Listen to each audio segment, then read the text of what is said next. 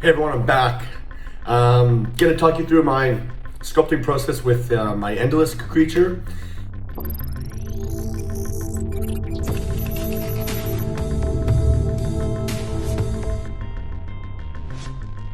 Hey, I'm Curtis. I've been making these videos as a kind of like rebellion against AI. Showing my workflow and stuff with all these videos has like been a thing that I've been putting off for a long time, and with this AI doom and gloom that we're going through, I've been really focusing on trying to get more content out and just sharing with the world that art actually is important. So if you like what I do, I would appreciate a subscribe and just a like and comment or something like that, just to know people are actually liking it. I think the world needs artists, and it needs new artists too. So it needs people to, pick up where we all left off and continue this on, because I think it's very important. So anyways, I hope you enjoy the video. So blocking out the shapes of the head or whatever, blah, blah, blah, that was pretty easy. Just figuring out what I want to do, and honestly using the Bob Ross method. What I mean by that is happy accidents. I'm using this entire dictation or direction of this creature by happy accidents. Literally almost everything I do is just trying something and being like, oh, do I like that or do I not like that? And be like, okay, I like that. Try it more. A lot of the stuff that you're seeing, I'm just blocking things out. And I'm like, do I like that or not? And I'm like, does it look realistic? No. It's not an image of like a quick drawing of like this creature that had like really forward-facing teeth and then the jaw kind of clamped shut. This weird kind of cool way. So I took that essential like inspiration and ran with it from there. Yeah, so here I'm referencing vampire fish again. I really like how those vampire fish have those two bottom teeth that like shoot right up. Super, super cool. Yeah, and again, I wanted to make it really like bony looking, like the skin is really thin on it. So like the bone is just like right underneath the skin. Like you could probably like rub your hand over and feel how like bony and hard it is. I didn't want it to make it look soft at all. And giving it an open nose too, so this creature is not an underwater creature. Otherwise that nose cavity would just be full of water all the time. Probably not a smart design for a creature at all. So I'm gonna be honest with you. Having an open nose like that, if it rains at all, you're not gonna be having a good time. Or if you get wet at all. So, maybe there's a valve back there or something. Who knows? This one was more for fun, not for realistic. I was trying to just create a really outlandish, freaky character. Again, yeah, just like blocking in shapes, roof of the mouth. I always enjoy doing the roof of the mouth. I think the roof of mouths is designed like that. If you look at a lot of animals' roofs of their mouths, they have these ridges on there. I think that's for the tongue to push against and to help break down food a little bit more. I think so. Because most animals have that. Like the ridges. Look on roof of dogs' mouths. I'm trying to attach the images here, but yeah, pretty cool. Like they have those big ridges, like hippos and stuff too. I think mostly all of them. Yeah, again, just like a lot of my stuff here isn't shown because undos don't record. So I'm trying something and being like, do I like it or no? And then undo. Try it again, do I like it or no? Undo, over and over again. Yeah, it is fun to design a creature like that. You end up with something really, really different and unique. And as long as you know what you're looking for, you can get a good result. It is easy to get too far gone down a rabbit hole of what might not be realistic or whatever. That's also not saying that this creature I just created is totally realistic. It's very, very outlandish and different. But yeah, here I'm closing the jaw, just making sure that the teeth line up. I really enjoy that, like getting those teeth to really like match up, so when he opens his mouth, it just like gets that really nice like, clamping like scissor type look. It's yeah, I geek out on that. It's fun to make that really like work and fit well together. Here I grabbed an old creature I had made just to get a blocking out body shape rather than Z-spheres or something, or grabbing a sphere and just going from there. And just pulling out, I wanted to make it really long and creepy. At this point, I still didn't know what I was gonna do. I'm still just like kind of discovering as I go along. Okay, I'm like, yeah, nice arched back, I like that. Creepy, long, greyhoundish, really long limbs, short humeruses and long forearms. I'm trying to figure out a nice balance between the neck and the body. Rib cage, I wanted to get that really nice skinny, like again, look at greyhounds and how much their hips and their stomach is like really cinched in there. blocking out the shoulders. And at this point, I think I had an idea. I was like, ooh, because I worked on the movie Eternals, and I helped design a lot of the Deviants, and so we developed this technique, and I'll show you the technique in a second here. The technique was to mask out an area. So I'm just gonna block these guys in. We'll see. So mask out an area. You'll see it soon in a second.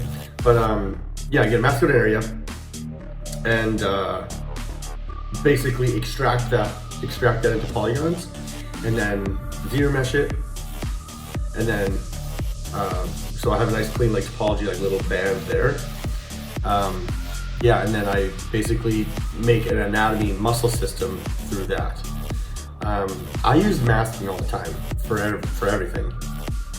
So yeah, here again, just blocking in that anatomy. I think I start doing that masking stuff soon here, but that's okay. I won't dwell on that too much longer. I don't really remember when I do it. But yeah, just really making sure my anatomy is looking decent-ish. And I think I kind of had decided, okay, I kind of want to do this. Okay, so masking out, and then extracting, and then zero meshing, and then now populating. And I'm doing that with the muscle groups. So going in through the muscle groups, having each individual muscle group its own muscle, or each like basically muscle its own polygon or own subtool. And doing this is good as long as you know where the muscles go. It's fun. You can just like build up your character really quick. A little bit time intensive, but it is a good way to do it. Really, really good, and it gives you a nice clean result. If you want it to be even cleaner, you could take these and retopple them manually. But honestly, you wouldn't even need to do that really. This looks fun. And then at this point, I was like, you know what? Let's go with another set of arms. Again, not super functional or realistic, but I'm gonna try my best to make it look like that, because you know, maybe a long time ago creatures evolved like that on this planet, wherever this thing is from, and they've just stuck around that way. Trying to make it skinny so the arms aren't gonna like be connecting with each other, or you know, colliding with each other all the time. Block a tongue in there, and then I just dynamesh them together. Keep on going. So whenever I dynamesh, I'm gonna go. My procedure is I have two shapes here. They're not connected. Dynamesh, good. Duplicate that. Zero mesh, and get a quick zero mesh that looks decent-ish, and then reproject my old one onto the new one, so then I have all that detail retained. So that's something that the video is skipping, because I'm recording on mouse brush, so it doesn't show that stuff, but that's what I'm doing. Anyways, continuing on with the with that method here, masking out, staying true to the muscle, right, and then zero meshing, and then smoothing out, positioning, flattening, extending, things like that. And it gives a pretty cool result, you know, like it looks pretty cool. Just continuing on doing that, blah, blah, blah. You know, not much to talk about here, honestly. It's just making sure that I'm referencing anatomy. I'm not making things up.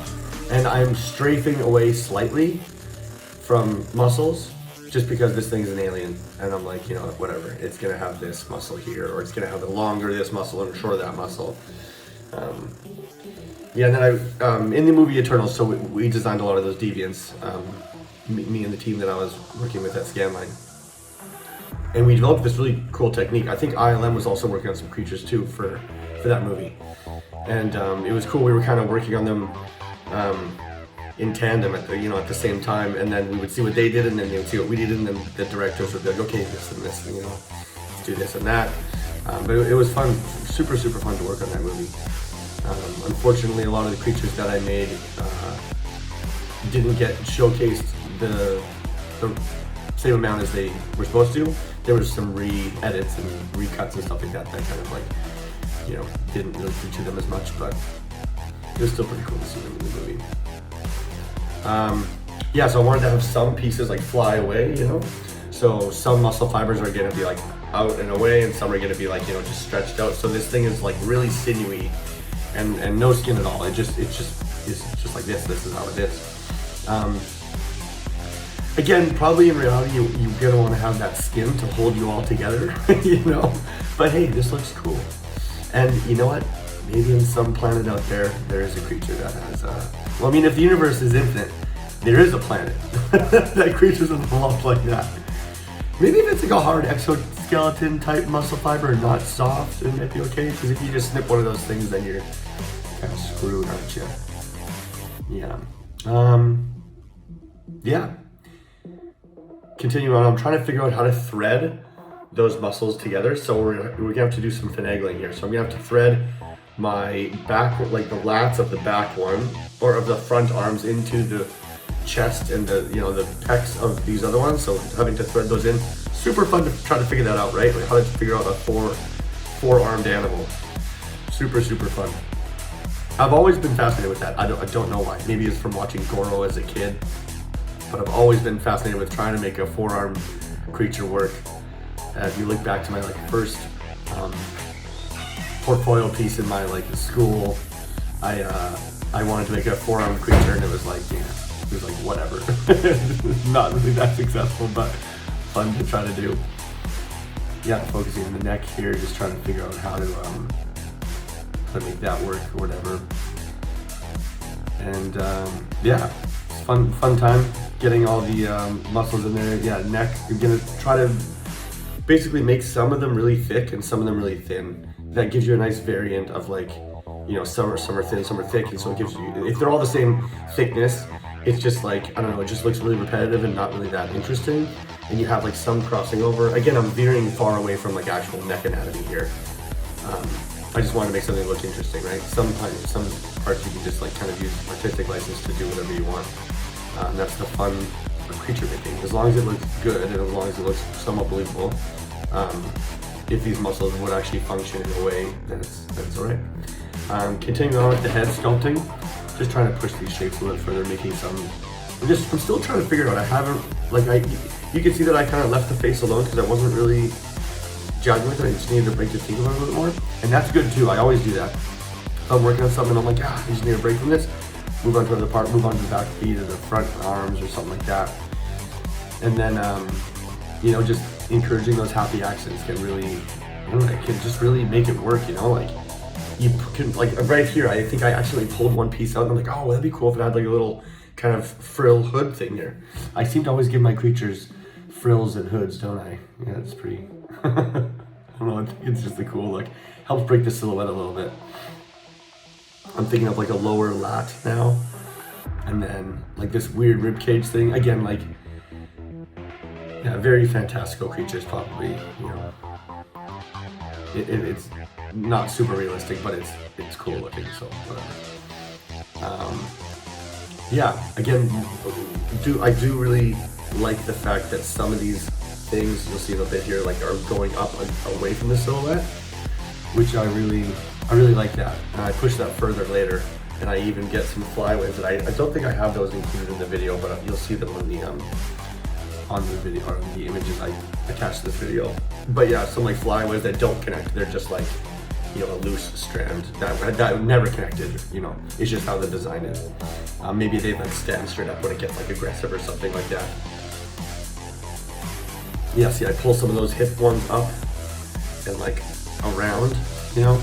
I wanted to span some other ones, like I spanned like the bicep, so that one like is spanning towards the pec muscle a little bit more, so there's like gaps in between them. I just like those silhouette breaks, you know. Those silhouette breaks look really good. They help it, you know, just, again, like I've said many times, it just helps break it up, you know, so you're just not looking at the same thing over and over and over, repeated. It's different sizes, different positions. Yeah, trying to focus on how a muscle goes all the way through. Again, I'm not really following super close with actual anatomy, but like faking it close enough where you look at it, you're like, okay, that's a leg that functions-ish, you know. Like it's close, but it's not like accurate to mammals on Earth, but it's close enough for what I was making anyways. Yeah, I really wanted to make it look like it was just like these muscles are just kind of all together in this like formation to allow it to have like maybe bones underneath. Well, obviously bones underneath, but then just like, yeah, it just functions like that. Still, again, just trying to figure out those, and then I ditched it. Yeah, going with the claws now, positioning claws. Yeah, it's funny with the head, you know, I was like, I'm just still not happy with it. I wanted to have that back, the spine like protruding out quite a lot. And then now back in the head, okay, I think I had a little bit more motivation, so I'm like, okay, just gotta add some detail in here. And Bob Rossed it up, so happy accidents, and eventually it'll go out, you know, it'll turn out. think I decided to put 2 eyes in here, or 4 eyes, I should say. Yeah, I was like, aha, that might be interesting. Then I got a little surge of motivation. I was like, okay, that could be cool. And then I took it in a different kind of direction. We'll see that in a second here. So I'm just holding out using the damn standard brush and the Geo Softforms brush. So inversing it to hold out an edge and then cutting in to get like a nice like crease. Yeah, I'm still just trying to figure out the flow of this thing. And I do get there eventually, but it's taking a little bit longer than I usually used to.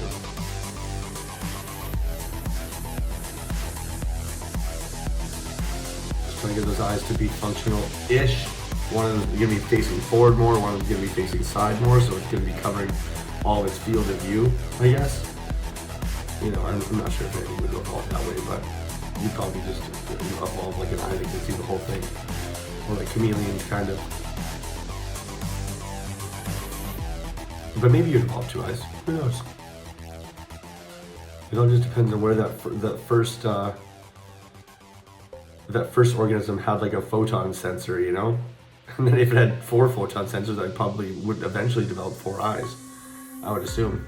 I think things on Earth just, well, except aside from insects, I think things on Earth just like randomly, for whatever reason, had 2 instead of 4 or less.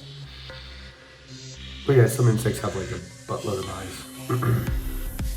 And just sculpting muscle fibers, nothing much to see here, just actually just sculpting them using that Geo Softforms brush and just going along, just kind of slowly just doing that grunt work because I needed to do that. You could also do that by like UVing them and then lining them up and then like putting a like a procedural on there. But I was like, yeah, it probably just looks too like repetitive. I'll just do it by hand. If you didn't do it, probably took like, I don't know, a couple hours. And then I wanted to make that rib cage look like it's still kind of connected a little bit to there, to the skin underneath it. Yeah, I think I skipped over some of this stuff just because it's a very repetitive. It's like once you see one of these strands, you see all of them. So no point in just showing you all of them. And again, I'm trying not to just be having this bands go straight along it. I'm trying to have some go up and down and carving through. See that? How some like come in and out? Trying to make it interesting. If you have everything flowing just parallel and identical, you'll lose some of the interest in it. You want to keep your eye moving and flowing, so you have some go and then they kind of stop halfway and then another muscle fiber kind of goes over it. If that makes sense. You can see it on the pec there, like some of them are going over and underneath other ones. You can just like look at a tree or just like the way that like wood fibers go on a tree or wood or stuff like that. It's just kind of like more organically looking, but yeah. And then I'm just sculpting the bones in the rib cage, trying to make that look interesting enough and kind of like different-ish than human bones. I wanted to make them look kind of like more advanced in a way, more like, yeah, just sharper and just more like, I don't know, more like alien-esque. Back legs, again, same thing. Really trying to focus on making some cuts. If you see that last one there, I had like a cut kind of going from one side to the other side, splitting it both in half. It's good. Wanted to make this tendon here look like it's popping out a little bit more, so just, you know, ballooning it out where it's thicker and then like having all the strands kind of taper in down. And yeah, now focusing on having those negative spaces. So you can see a lot of those negative spaces coming in the neck here, having some flyaway ones, so just like puffing it up, and then maybe when it stretches out, you know, if it like were to stretch his neck out, maybe all those would tighten up, or if it were to bend it back, those would loosen up. What I just did there was like I split out the middle arms, and then I put the front arms forward more to get them out of the way of each other. So the middle rib cage is going to be far apart, and then the front one is like more walking like with its hands in front of it, so it could like run, and its side arms wouldn't connect with its forearms. It'd be cool to see this like guy get animated. If you want to animate it, just send me a message. It needs to be rigged first though. I'm not gonna rig this fucking thing. But it's all re-topoed and everything like that, so if someone wants to throw a muscle sim on this and animate it, that'd be crazy to see. It'd be really, really cool.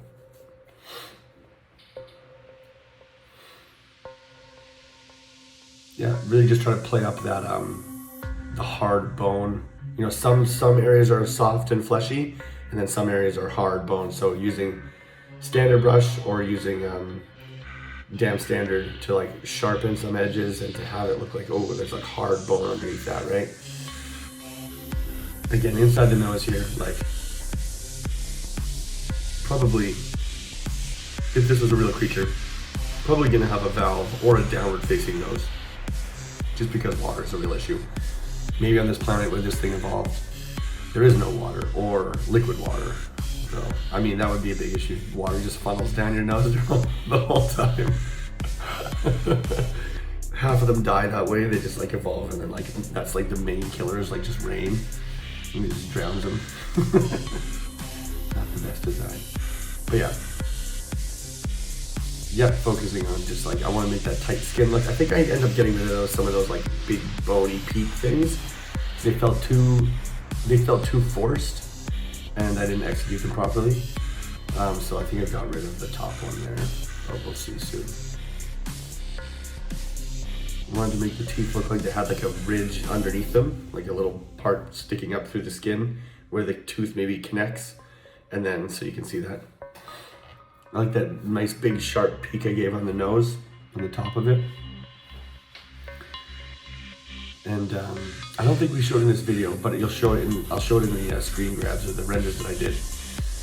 I really like when this thing closes its mouth, because like everything kind of just comes together, and the bottom like spikes from the jaw kind of just like shoot up, and it just closes all off. It does look pretty cool. I should do some more renders like that, because I actually like that better than the open mouth. Now I'm just focusing on positioning the muscles a little bit more, just really trying to get them in, making more negative space and layers. So you look in, you're like, oh, there's a muscle here, and then underneath that, there's another muscle going this way. That was fun to do too. I think I end up ditching this tongue. Trying to make the eyes look fleshy. So just like, building up. I use the clay build-ups tool or brush, and I just go in circles, and it gives you that like nice, like kind of like modeled like skin look.